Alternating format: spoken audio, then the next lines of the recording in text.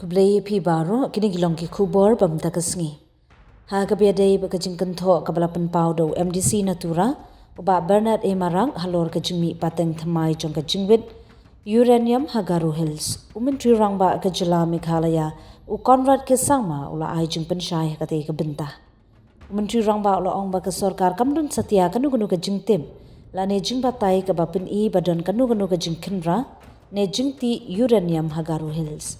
Omdan kanu kajing jia kumta, omdan ru kanu kasaki la ne kajing tip ka bapin I ba kajing ti Uranium kelas dang ha kata kathan ula ong.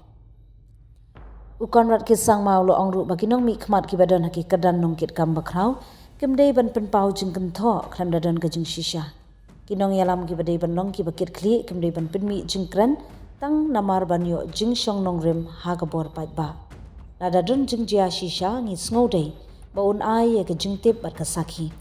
Balada kadon ka sorkar kan om shong klikti hendai kan shimkhia halor kate ka benta ula ong. Umentri rangba ula penpauru baka sorkar kala long ka basyai ha karai baka jingti uranium omdei banjia ha kajila. Ka sorkar Meghalaya kala bu syai bangim pediang satya ya kajingti uranium hendai ladadun kanu ka jingjia kabala banjia klam ratip ka sorkar ladadun saki banjingtip ka bashisha ngin pediang ban shimkhia batle katkum kaan lapun kod u Conrad kisangma. Any kind of activity or any kind of evidence or any kind of information that has to reflect that any kind of such activity is going on. Leaders in responsible positions should not just come out with statements just because they want to grab attention or maybe just make a statement. If it is the case, then definitely it's a matter of concern.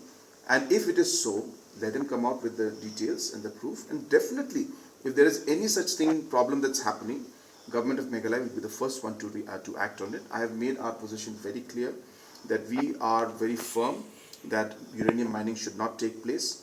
And there could be situations where some incidents could be there which may not have come to the notice of the government. So if there is, and if the evidence is there, and if information is there, then please give that to us and we'll be more than happy to act and take necessary action on it. I just want to also take this opportunity, I forgot to mention, that